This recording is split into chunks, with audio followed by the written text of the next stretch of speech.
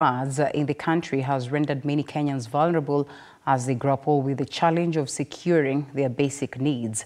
During these challenging times, the government has provided relief assistance to affected communities, and the affected communities have also identified food as their top priority, with 27% followed by shelter at 22% and non-food items at 16%.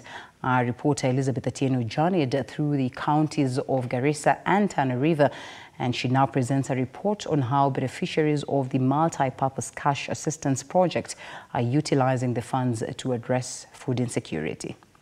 In October 2023, relentless heavy rains wreaked havoc across the country. Men, women and children found themselves swimming in agony, attempting to salvage what little they could after their houses were completely submerged. Thousands of livestock were washed away by the floods. Counties in the northeastern part of the country, such as Garissa, Wajir, Mandera and Tana River, bore the brunt of the devastating floods, resulting in the loss of 168 lives and the displacement of approximately 545,515 individuals. These calamities unfolded just months after Kenya experienced 4 consecutive drought seasons, described as the worst in 40 years. Now, around 2.8 million people are facing high levels of acute food insecurity, while over 940,000 children are suffering from acute malnutrition. The abrupt change in climatic conditions has prompted the government, international partners and well-wishers to provide support ranging from food to non-food items to the affected communities. Financial assistance in the form of cash has also been extended to flood-affected communities, and so we traversed Garissa and Tana River counties to explore how these communities are utilizing the cash they receive. This is Garissa County, home to more than 800,000 people. The county was severely affected by both the severe droughts and the El Nino rains, given that the Tana River, the longest river in Kenya, flows through it. When the river broke its banks, the impact was profound.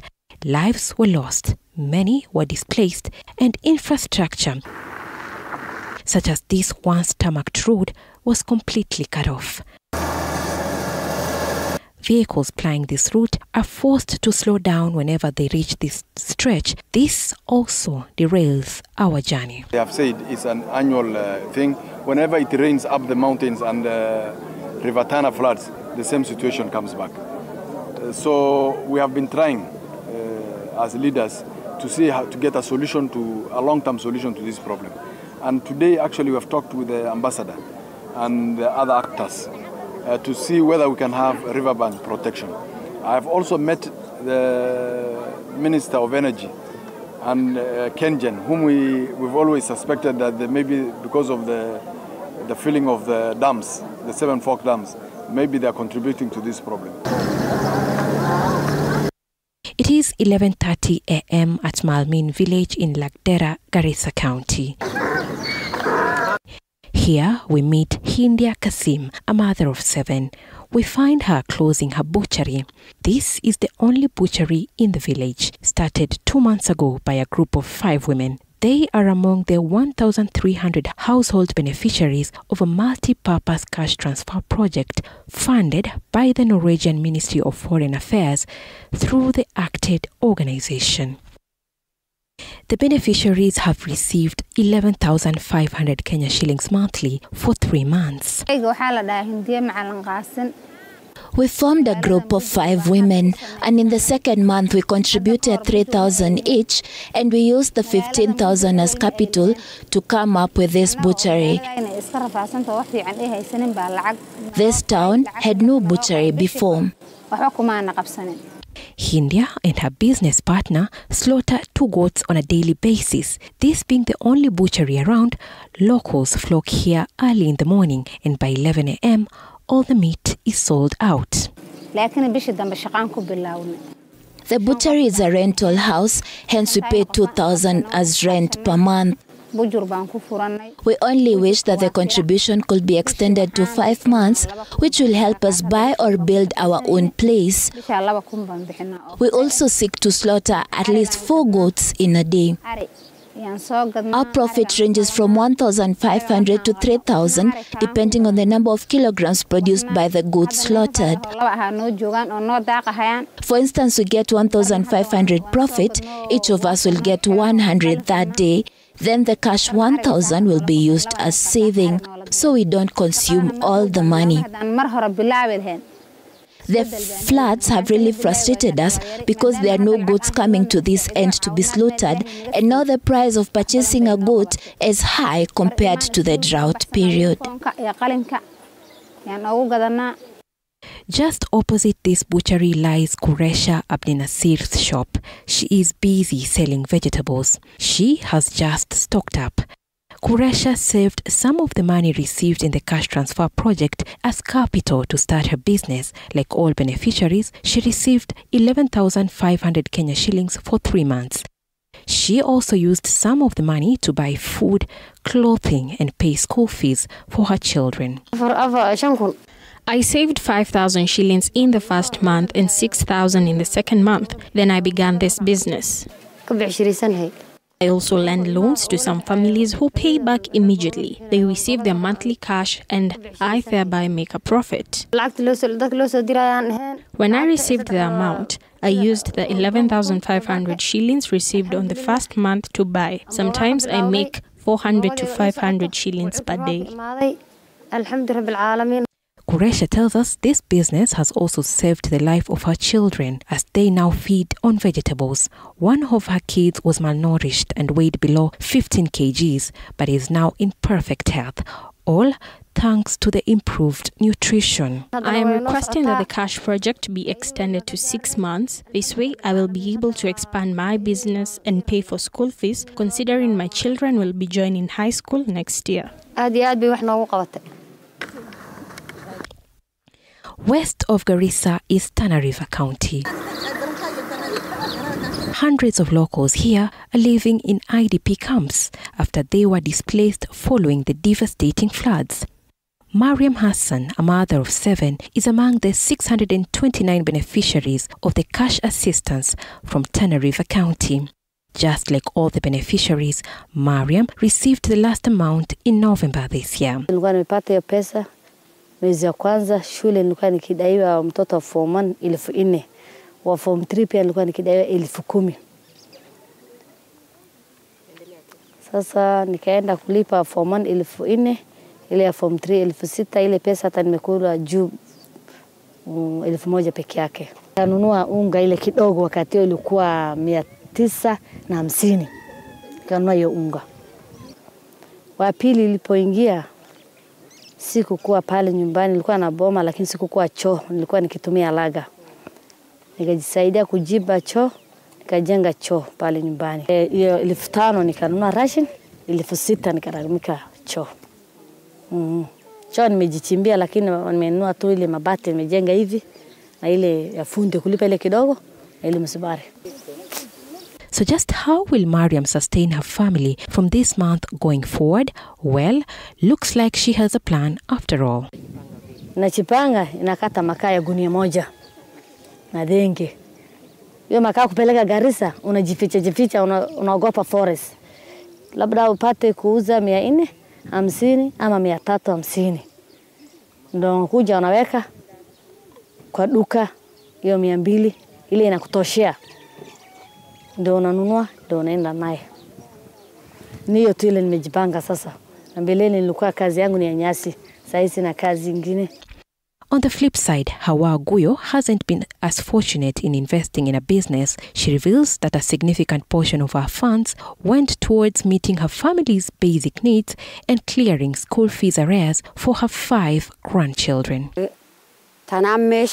With my savings, I purchased 2 goats. I couldn't invest in a business because I already used a huge amount in school fees, madrasa fees, and food. In a sharp contrast, Mariam Abdukarim, a mother of 3, was among those displaced after River Tana overflowed. Her house was extremely submerged, prompting her to use the cash assistance to build a durable home. She invested in iron sheets and turned her dream of a stable dwelling into reality. Nimepata kwa muda ya miezi 3. Nikaanza kulipa fees ya watoto. Watoto wangu ni wadogo wanasoma madarasa na shule. Nalipa 3,300 kwa fees ya watoto.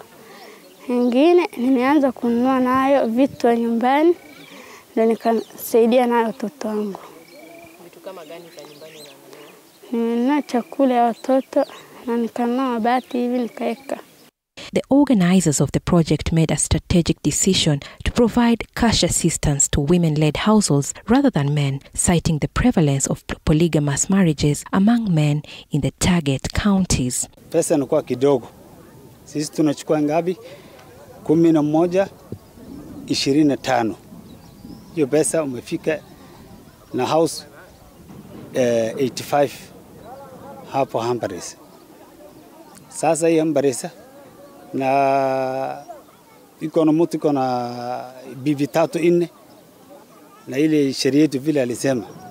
Sasa kama 3 na anaandikwa tu moja. Umebaki ngapi? 3. Hiyo 3 lazima haitoshi, haifai, lakini na kidogo. A total of 2,564 households comprising of 15,384 individuals from 45 villages in Baringo, Garissa and Tana River counties benefited from the multi-purpose cash assistance initiative. The project, a collaboration between ACTED organization and the ASAL humanitarian network, is implemented by 4 local partners including Reconcile, RRDO and ALDEF. Contributing through those organizations and to assist, we see here today, we have been visiting 2 of the IDP camps and listening to people what their needs are, and it's very clear that it is about food, it is about health, it is about the basic issues, but most of all maybe to be able to move back to their houses, back to the properties, to restart life, to restart agriculture again, to restart the life as they knew it. We have 16 camps in Garissa town of displaced people and about 7,000 households who are affected by this El Nino rains and the flooding of River Tana. Commencing on September 1st, 2023, the 3-month program subjected targeted beneficiaries to 100% eligibility and food vulnerability criteria to qualify for cash support. In addition to this, in the households that we are providing support, other partners are also looking into water and sanitation, and that is why when you move around the camp, you have water and sanitation facilities that have been provided. And in addition to that, there is also food distribution that is provided by the county government. So when you look at all this, it is complementarity of effort because it is not an effort that can be done by only one partner.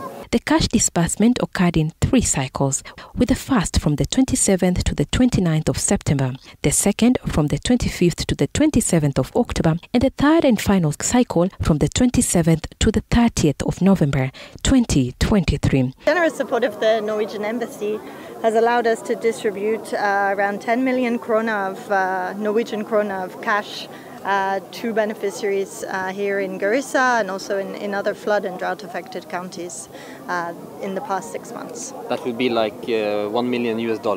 At the moment, the kind of interventions that we are looking at are emergency response. So the duration of most of the emergency response interventions is between 3 to 6 months. And if there is need to now respond to the recovery needs, I think that is a different phase that we can look at. But the most and immediate need that we have at the moment is to respond to the needs in the next 3 to 6 months. Once we are able to move out of this phase, we can look at the recovery interventions that can be done. And this can go into the farms, into the settlements, trying to support farmers, maybe, for example, with seeds, maybe treatment chemicals for water as they move back to their farms. Now, the affected communities can afford their meals. However, what truly stands out is the burning desire for knowledge. Many women prioritize investing the funds from the cash assistance in their children's education, hoping to secure them a brighter future, free from current tribulations. These makeshift camps are now home to hundreds of residents from Garissa County who are displaced by the devastating floods. And although some of them are lucky enough to be beneficiaries of the cash transfer program, they are hoping that the program will be extended to at least 7 months so that they can be able to expand their various businesses. Elizabeth Atieno, TV47, Garissa County. Well, anytime there's that message